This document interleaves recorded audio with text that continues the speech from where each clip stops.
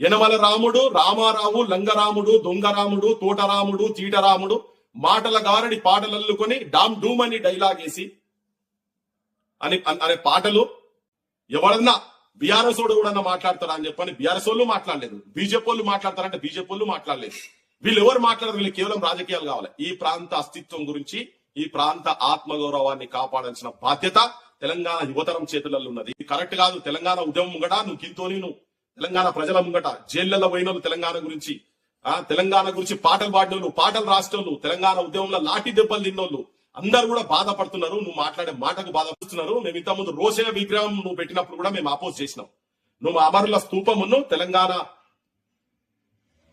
Secretariat మధ్యలో రాజీవ్ గాంధీ విగ్రహం పెట్టినప్పుడు కూడా మేము ఆపోజ్ చేసినాం.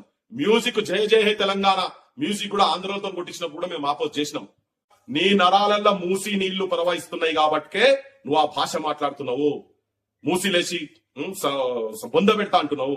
నీ మెదడు బరాబర్ సెప్టిక్ ట్యాంక్ అయింది కనుకనే నువ్వు ఇట్లా అవమానపరిచే భాష మాట్లాడుతున్నావు.